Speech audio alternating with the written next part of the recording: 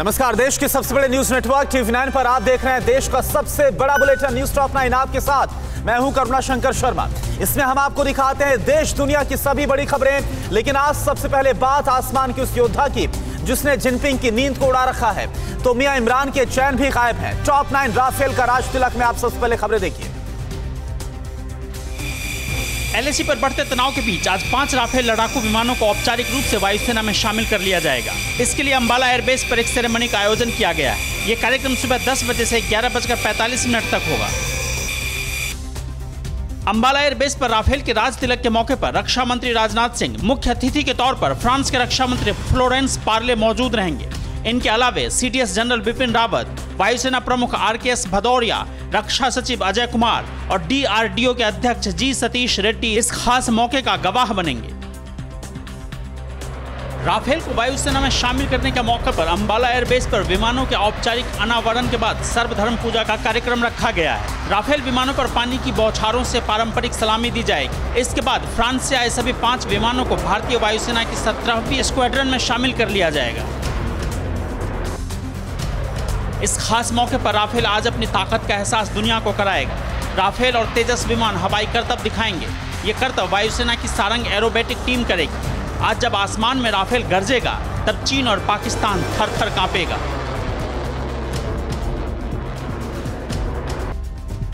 Rafale विमानों का निर्माण फ्रांस की कंपनी दसॉल्ट एविएशन ने किया है। 29 जुलाई को पहली खेप के तहत 5 राफेल विमान भारत लाए गए थे। अब तक भारत को 10 राफेल विमानों की आपूर्ति की जा चुकी है, जिनमें से 5 अभी फ्रांस में ही हैं, जिन पर भारतीय पायलट प्रशिक्षण ले रहे हैं। नवंबर तक इन विमानों के भारत पहुंच जाने की उम्मीद है। भारत ने लगभग 4 साल पहले फ्रांस से 59,000 करोड़ रुपए में 36 राफेल विमानों का सौदा किया था। सभी 36 लड़ाकू विमानों की आपूर्ति 2021 के अंत तक पूरी हो जाने की उम्मीद है। इसको लेकर आज भारत और फ्रांस के डेलीगेशन के बीच बातचीत भी होनी है। 29 जुलाई को भारत आए 5 राफेल में 3 सिंगल और 2 डबल सीटर जेट हैं। राफेल का पहला स्क्वाड्रन अंबाला एयरबेस से संचालित होगा, क्योंकि यहां से पाकिस्तान और चीन पर कुछ ही क्षणों में मार की जा सकती है। और दूसरी स्क्वाड्रन पश्चिम बंगाल के हाशीमारा में होगी, जो चीन बॉर्डर पर पैदा हुए खतरों से निपटेगी। अपनी एवियोनिक्स, राडार और हथियार प्रणालियों के साथ राफेल दक्षिण एशिया में सबसे शक्तिशाली विमान है। पिछले 2 दशकों में भारत की ये सबसे बड़ी फाइटर जेट्स की खरीद है। अगले 2 साल में मिलने वाले सभी 36 राफेल में 30 फाइटर जेट हैं, जबकि 6 ट्रेनर जेट हैं। ट्रेनर जेट 2 सीटों वाले हैं और उनमें भी सभी फीचर हैं जो फाइटर जेट में हैं। राफेल में लगे मिसाइलों की वजह से भारतीय वायुसेना को ऐसी ताकत मिलेगी जो उसके पास पहले कभी नहीं थी। भारत के राफेल मेटियोर और स्कल्प मिसाइलों से सुसज्जित होंगी, जिससे भारतीय वायुसेना की ताकत और कई गुना बढ़ जाएगी। परमाणु हथियारों से लैस राफेल हवा से हवा में 150 किलोमीटर तक मिसाइल दाग सकता है और हवा से जमीन तक इसकी मारक क्षमता 300 किलोमीटर है। आज रूस में जयशंकर से मुलाकात करेंगे चीन के विदेश मंत्री, तो क्या LAC से हटेंगे PLA के संतरी? चीन से सटी सीमा पर हवा में क्यों मची खलबली? ग्लोबल टाइम्स ने भारत को दी धमकी, चिंता में पड़ गए जिनपिंग सनकी। देखिए LAC पर जारी तनाव की सभी बड़ी खबरें न्यूज टॉप 9 भारत चीन टक्कर में। रूस में आज शाम 5:30 बजे भारत और चीन के विदेश मंत्रियों के बीच मुलाकात होनी है। इस दौरान LAC पर तनाव कम करने के लिए दोनों नेताओं के बीच बात होगी। 7 सितंबर को सीमा पर हुई गोलीबारी पर भारत चीन से स्पष्टीकरण मांगेगा। इसके साथ ही आने वाले दिनों में मोदी जिनपिंग की मीटिंग का खाका भी तैयार किया जाएगा। चीन जंग की पूरी तैयारी कर रहा है। जिनपिंग ने करीब 6 लाख सैनिक, फाइटर जेट, तोप, टैंक और मिसाइल LAC पर तैनात कर दी है। 2.5 लाख सैनिक तो तिब्बत में ही हैं। चीन सरकार के मुखपत्र ग्लोबल टाइम्स ने यह दावा किया है। समाचार एजेंसी PTI के मुताबिक चीनी सैनिक सीमा पर भारतीय सैनिकों को उकसाने का काम कर रही है। ऐसी स्थिति में सेना के कमांडरों को निर्देश दिए गए हैं कि किसी भी कीमत पर PLA को LAC क्रॉस नहीं करने दिया जाए। कमांडर्स को अपने इलाकों में पेट्रोलिंग सख्त करने के निर्देश दिए गए हैं। LAC पर गोलीबारी की घटना के अगले दिन यानी 8 सितंबर को भी चीनी सैनिकों ने घुसपैठ की कोशिश की थी, लेकिन भारतीय शूरवीरों के आगे ड्रैगन की एक न चली। सूत्रों के मुताबिक 8 सितंबर की शाम 2 मोटर बोट्स पर सवार 40 चीनी सैनिकों ने फिंगर 4 से आगे बढ़ने की कोशिश की थी, लेकिन फिंगर 3 पर तैनात भारतीय सैनिक जब बोट निकालने लगे तो चीनी सैनिकों ने अपनी मोटर बोट वापस लौटा ली। उत्तराखंड की चीन सीमा पर सुरक्षा को लेकर वायुसेना भी अलर्ट मोड पर है। चिन्यालीसौड़ हवाई पट्टी पर सेना की गतिविधि बढ़ गई है। सीमा पर जाने वाले जवान पहले चिन्यालीसौड़ में रुके। सेना के जवानों की आवाजाही की स्थिति पिछले 2 दिनों में बनी हुई है। भारतीय लड़ाकू विमान यहां पिछले 2 दिनों से लगातार उड़ान भर रहे हैं। सेना ने मोर्चेबंदी की तैयारी कर ली है। चीन अरुणाचल प्रदेश में याक भेजकर जासूसी करने में जुटा है। चीन याक में चीनी जासूसी उपकरण लगाकर याक को भारतीय इलाके में भेजता है। 2 दिन पहले भारत की सेना ने 13 याक पकड़े थे, जिन्हें चीन वापस कर दिया गया था, लेकिन अब जांच में याक से जासूसी कराने का खुलासा हुआ है। चीन ने अपनी पूरी सैन्य ताकत LAC पर जुटा दी है। चीन के सरकारी अखबार ग्लोबल टाइम्स की ओर से जारी वीडियो में दावा किया गया है कि 31 अगस्त को भारतीय सैनिकों की LAC क्रॉस के बाद PLA ने उत्तर पश्चिम सीमा पर सेना की कई टुकड़ियां तैनात कर दी है। ये वीडियो चीनी सेना के उस अभ्यास की एक झलक है जो सितंबर की शुरुआत से ही जारी है। ग्लोबल टाइम्स के एडिटर हु शिजिन ने PLA के अभ्यास का एक वीडियो शेयर करते हुए भारत को धमकी दी है। PLA ने बुधवार को तिब्बत के पठार पर सैन्य कमान की लाइव फायर ड्रिल का एक वीडियो जारी किया, जिसमें चीन की सेना हवाई ड्रिल भी करती नजर आ रही है। शिजिन ने लिखा कि भारतीय सेना या तो उकसाना बंद कर दे या पराजित होने के लिए तैयार रहे। लेह में दुश्मनों का नाश करने को हमारी सेना पूरी तरह तैयार है। यहाँ ITBP के जवानों के जोश हाई हैं और पूरी तरह मुस्तैद हैं। एक आदेश पर ये शूरवीर बीजिंग तक तिरंगा फहराने को तैयार है। दूसरी तरफ उत्तराखंड के उत्तरकाशी में ITBP की DIG अपर्णा कुमार ने पर्वतारोहियों के एक दल को उनके मिशन को हरी झंडी दिखाकर रवाना किया। रिपोर्ट देखिए news top 9 world on war mode में। चीन भले ही अमेरिकी फाइटर जेट F-35 की कॉपी करने में सफलता हासिल कर ली हो, लेकिन उसे अब बड़ा झटका लगा है। चीनी सेना पीपुल्स लिबरेशन आर्मी ने कॉपी कर बनाए गए लड़ाकू विमान J-20 का इस्तेमाल करने से इनकार कर दिया है। बता दें कि पिछले महीने चेंगदू एयरक्राफ्ट डिजाइन इंस्टीट्यूट के चीफ यांग ई ने स्वीकार किया था कि J-20 अमेरिकी फाइटर प्लेन F-35 की कॉपी है। ताइवान ने दावा किया है कि चीन के कई फाइटर जेट्स उसके एयर स्पेस में घुस आए। ताइवान के रक्षा मंत्री की तरफ से यह दावा किया गया है। इससे पहले ताइवान की राष्ट्रपति साई इंग वेन ने चीन पर इस इलाके में अस्थिरता फैलाने का आरोप लगाया था और दुनिया को चीन के खिलाफ एकजुट होने की अपील की थी। उधर बुधवार को ही आसियान देशों की विदेश मंत्रियों की बैठक में चीन का मुद्दा जोर शोर से उठाया गया। वियतनाम ने साउथ चाइना सी में फ्री नेविगेशन का मुद्दा उठाया। साथ ही भारत और चीन के बीच तनाव पर सदस्य देशों ने भारत का समर्थन किया। ऑनलाइन हुई इस मीटिंग की अध्यक्षता वियतनाम के उप प्रधानमंत्री ने की। भारत की तरफ से बैठक में विदेश राज्य मंत्री P मुरलीधरन ने हिस्सा लिया। दुनिया भर में चौतरफा घिर रहा चीन अब अपने पारंपरिक मित्र उत्तर कोरिया को साधने में लगा है। बुधवार को उत्तर कोरिया के 72वें स्थापना दिवस के मौके पर जिनपिंग ने नॉर्थ कोरिया के तानाशाह किम जोंग उन को बधाई दी और आपसी रिश्तों को मजबूत करने पर जोर दिया। इधर प्रधानमंत्री मोदी के सेनापति विदेश मंत्री एस जयशंकर की कूटनीति सफल हो गई है। रूस ने चीन को सुखोई 57 देने से इनकार कर दिया। सुखोई 57 रूस का 5th जनरेशन फाइटर प्लेन है, जिसे चीन अमेरिका के F-35 से मुकाबले के लिए ले रहा था। यूरोप से निराश होकर लौटे चीन के विदेश मंत्री के बाद अब जिनपिंग खुद यूरोपीय देशों को साधने में लगे हैं। 14 सितंबर को चीन के राष्ट्रपति जिनपिंग जर्मनी के चांसलर एंजेला मर्केल से मुलाकात करने वाले हैं। आपको बता दें, कुछ दिन पहले यूरोपीय देशों से समर्थन मांगने गए चीनी विदेश मंत्री को खाली हाथ लौटना पड़ा था। इस बीच खबर है कि चीन के राष्ट्रपति जिनपिंग की तबीयत अचानक बिगड़ गई है। कल शाम बीजिंग में जिनपिंग के घर स्प्रिंग हिल में डॉक्टरों की टीम बुलाई गई। शी जिनपिंग को हाई ब्लड प्रेशर है। बीजिंग के यूनियन हॉस्पिटल के डॉक्टरों की टीम की निगरानी में फिलहाल जिनपिंग है, लिहाजा जिनपिंग के आज सारे प्रोग्राम कैंसिल कर दिए गए हैं। अमेरिका ने कुछ चीनी स्नातक छात्रों को वीजा देने से मनाही कर दी है। अमेरिका को डर है कि ये चाइनीज छात्र संवेदनशील शोध चुरा सकते हैं। दरअसल पिछले कुछ महीने से चीन पर तकनीकी और शोध चुराने के आरोपों के बीच अमेरिका ने यह फैसला लिया है। भारत में निर्वासित जीवन बिता रहे तिब्बती समुदाय के लोगों ने एक वीडियो जारी कर भारत को धन्यवाद कहा है। वर्षों से चीन के तानाशाही प्रवृत्ति के खिलाफ लड़ाई लड़ रहे लोगों का हमेशा भारत सरकार ने समर्थन किया है। बता दें कि पिछले 6 दशक से तिब्बतियों के धर्मगुरु दलाई लामा भारत में रह रहे हैं। मोदी आज देश को कौन सी बड़ी सौगात देंगे? भारत, ऑस्ट्रेलिया, फ्रांस में किस मुद्दे पर हुई बात? देश में बेरोजगारी के खिलाफ विपक्ष ने कैसे किया विरोध प्रदर्शन? और कोरोना संक्रमण का क्या है ताजा अपडेट? देश की सभी बड़ी खबरें इस वक्त की कौन सी है? न्यूज़ टॉप 9 राष्ट्र में आप देखिए। पीएम मोदी आज प्रधानमंत्री मत्स्य संपदा योजना की शुरुआत करेंगे। साथ ही किसानों के लिए कृषि संबंधित जानकारी उपलब्ध कराने वाले ई गोपाला ऐप की भी शुरुआत करेंगे। ये योजना मत्स्य क्षेत्र के लिए विकास के लिए केंद्र सरकार की एक प्रमुख योजना है। इसमें आत्मनिर्भर भारत पैकेज के तहत अगले 5 साल में 20,000 करोड़ रुपए के निवेश का अनुमान है।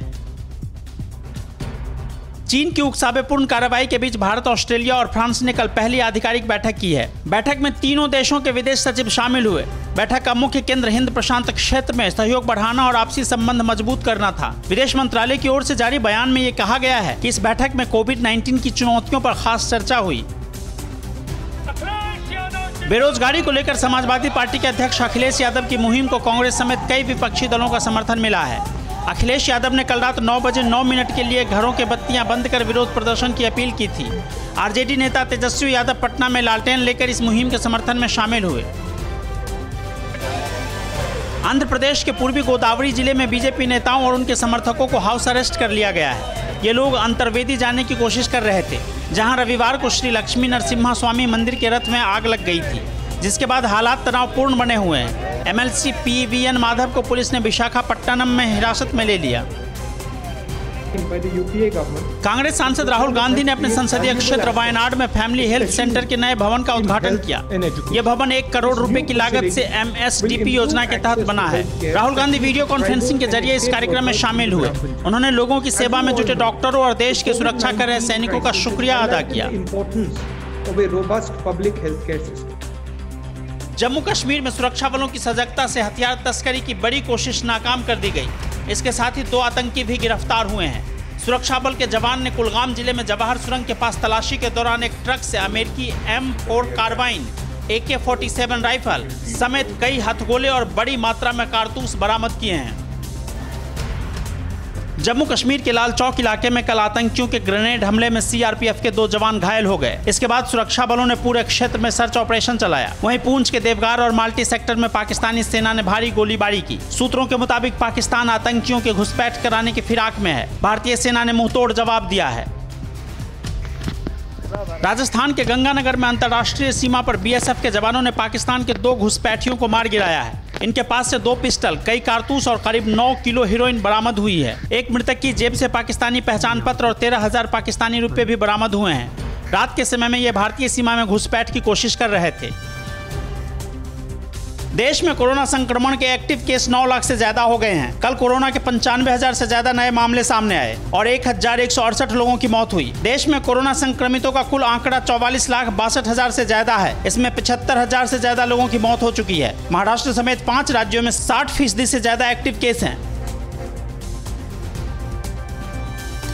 मराठा आरक्षण पर आखिर क्यों सियासत तेज हो गई है? शरद पवार ने उद्धव ठाकरे से क्यों की मुलाकात? कंगना के निशाने पर आखिर कौन है और जेल में कैसे कटी रिया चक्रवर्ती की पहली रात? जमानत पर फैसला होगा आज। मुंबई दिल्ली की हर बड़ी खबर आप देखिए न्यूज़ टॉप 9 मुंबई दिल्ली में। सुप्रीम कोर्ट ने महाराष्ट्र में सरकारी नौकरियों और शिक्षण संस्थानों में मराठा आरक्षण पर अंतरिम रोक लगा दी है। इस मामले को विचार के लिए बड़ी बेंच में भेजा गया है। आरक्षण पर रोक के बाद महाराष्ट्र बीजेपी ने कहा ये मराठाओं के लिए काला दिन है। खबर है कि कल शाम सीएम उद्धव ठाकरे और एनसीपी चीफ शरद पवार ने भी इस मुद्दे पर चर्चा की है। फिल्म अभिनेत्री कंगना रनौत के दफ्तर में बीएमसी की तोड़फोड़ पर एनसीपी प्रमुख शरद पवार नाराज हैं। इस मुद्दे पर कल उन्होंने मुख्यमंत्री उद्धव ठाकरे से मुलाकात भी की। सुशांत केस में मुंबई पुलिस की भूमिका को लेकर कंगना और शिवसेना आमने सामने है। इसके बाद अवैध निर्माण की बात कहते हुए बीएमसी ने कल कंगना के ऑफिस के कई हिस्से तोड़ दिए। कंगना के दफ्तर में बीएमसी की तोड़फोड़ पर बॉम्बे हाई कोर्ट ने रोक लगा दी है। इससे पहले कल सुबह ही बीएमसी ने कंगना के ऑफिस को अवैध बताते हुए बुलडोजर चला दिया था। बताया जा रहा है कि कंगना ने अपना यह ऑफिस 48 करोड़ की लागत से बनाया था। कंगना ने उद्धव ठाकरे पर निशाना साधते हुए कहा कि आज मेरा घर टूटा है, कल तेरा घमंड टूटेगा। शिवसेना से विवाद के बीच अभिनेत्री कंगना रनौत कल मुंबई पहुंच गई। उनकी सुरक्षा के कड़े इंतजाम किए गए हैं। कंगना रनौत ने कहा कि अब मुझे मेरा बंगला तोड़ने की धमकी मिली है, चाहे मैं जीऊं या मरूं, मैं आपको बेनकाब कर दूंगी। अपने ट्वीट में उन्होंने लिखा, आओ उद्धव ठाकरे, करण जौहर गैंग, अब तोड़ो मेरा घर, फिर मेरा चेहरा और शरीर। सुशांत मौत से जुड़े ड्रग्स केस में गिरफ्तार रिया चक्रवर्ती की जमानत पर आज मुंबई की स्पेशल कोर्ट में सुनवाई होगी। रिया की कल की रात भायखाला जेल में कटी है। रिया चक्रवर्ती ने अपनी जमानत अर्जी में दावा किया है कि उन्हें हिरासत के दौरान बयान देने के लिए मजबूर किया गया। आज ही अनुज केशवानी को छोड़कर इस मामले में गिरफ्तार सभी आरोपियों की जमानत पर सुनवाई होनी है। कोरोना महामारी के बीच मुंबई से सटे पालघर इलाके में छात्रों को पढ़ाने का एक नया तरीका इजाद किया गया है। यहाँ गाँव में आदिवासी बच्चों को लाउड स्पीकर की मदद से पढ़ाया जा रहा है। इस नए तरीके से कई गांव के बच्चों का फायदा हो रहा है। ऑनलाइन पढ़ाई की सुविधा न होने की वजह से यह तरीका कारगर साबित हो रहा है। मुंबई में फिर बढ़ने लगा है कोरोना संक्रमण। 24 घंटे में कोरोना के करीब 2000 नए केस सामने आए हैं। वहीं 43 मरीजों की मौत हो गई है। मुंबई में अब तक 1,60,000 से ज्यादा लोग संक्रमित हो चुके हैं, जबकि करीब 8,000 लोगों की मौत हो चुकी है। यहाँ एक्टिव मरीजों की संख्या 25,000 से ज्यादा है। दिल्ली में कोरोना की रफ्तार और तेज हो गई। कल कोरोना के 4,000 से ज्यादा नए केस मिले हैं। इसके साथ ही राजधानी में कुल संक्रमितों की संख्या 2 लाख से ज्यादा हो गई। एक्टिव केस की संख्या भी बढ़कर 23,000 से ज्यादा हो गई। वहीं दिल्ली के मुख्यमंत्री अरविंद केजरीवाल ने कहा कि ज्यादा टेस्टिंग होने से संक्रमितों की संख्या बढ़ रही है। आज दिल्ली मेट्रो की रेड, ग्रीन और वायलेट लाइन सेवा शुरू हो गई। केंद्र सरकार की अनलॉक 4.0 गाइडलाइंस के बाद 7 सितंबर से ही दिल्ली में मेट्रो सेवाएं धीरे धीरे करके बहाल की जा रही हैं। इस बीच राजधानी दिल्ली में ट्रायल के तहत होटल, रेस्तरां, क्लब, बार और पब भी खुल गए हैं। फिलहाल यह अनुमति 30 सितंबर तक के लिए जारी की गई है। नोबेल शांति पुरस्कार के लिए किसने किया डोनाल्ड ट्रंप के नाम का प्रस्ताव? भोजन पानी की कमी से 2050 तक कितने लोग हो जाएंगे बेघर? ऑक्सफोर्ड की कोविड-19 वैक्सीन का ट्रायल क्यों रुक गया है? और अर्जेंटीना में पुलिसकर्मी क्यों कर रहे हड़ताल? दुनिया की इस वक्त की 9 सबसे बड़ी खबरें कौन सी है? न्यूज टॉप 9 ग्लोबल में आप देखिए। अमेरिकी राष्ट्रपति डोनाल्ड ट्रंप को अगले साल के नोबेल शांति पुरस्कार के लिए नामित किया गया है। नॉर्वे के प्रोग्रेस पार्टी से सांसद और नाटो संसदीय सभा के चेयरमैन क्रिश्चियन टाइब्रिन-गजेड ने ट्रंप को इस प्रतिष्ठित पुरस्कार के लिए नामित किया है। उन्होंने ये इजराइल और संयुक्त अरब अमीरात के बीच शांति समझौते में ट्रंप की अहम भूमिका को देखते हुए किया। जनसंख्या बढ़ने से पैदा हुए पानी और भोजन की समस्या से प्रकृति को जिस स्तर पर नुकसान पहुंचाया है, उसके कारण 2050 तक दुनिया की 1 अरब आबादी बेघर हो जाएगी। इस दौरान दुनिया की आबादी 10 अरब हो जाएगी। Institute of economy and peace संस्था ने वैश्विक परिस्थितिक खतरे के आधार पर यह आकलन किया है। पानी की कमी से भारत और चीन सबसे ज्यादा प्रभावित होंगे।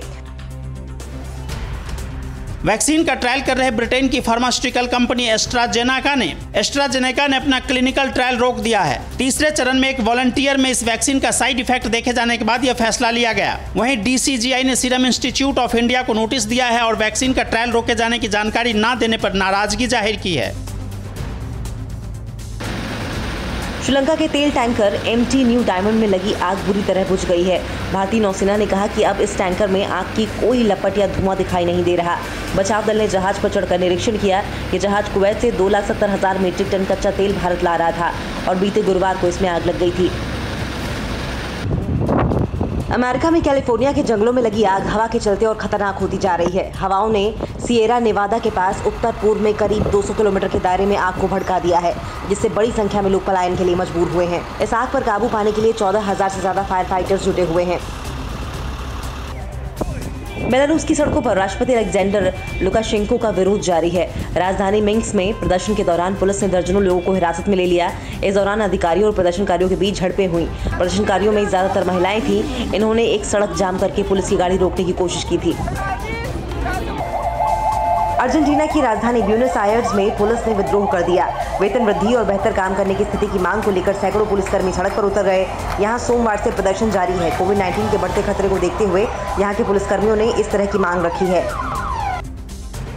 लैटिन अमेरिकी देश अर्जेंटीना में लोगों को लूटने का यह अनोखा तरीका सामने आया है। यहाँ चोर घोड़े पर सवार होकर घुड़सवारी करते हैं और मौका पाते ही लोगों को लूटकर फरार हो जाते हैं। इन दिनों अर्जेंटीना की सड़कों पर ये चोर ओल्ड वेस्ट दिल्ली में घुमा करते हैं। दक्षिण चीन के जिंगयांशी प्रांत में एक ट्रक के नीचे 2 साल का बच्चा आ गया। दरअसल ये बच्चा जब ट्रक के सामने आया तो ड्राइवर को देखा नहीं। ड्राइवर ने ट्रक आगे बढ़ा दी। इस हादसे में बच्चा गंभीर रूप से घायल हो गया है। ये घटना 31 की है।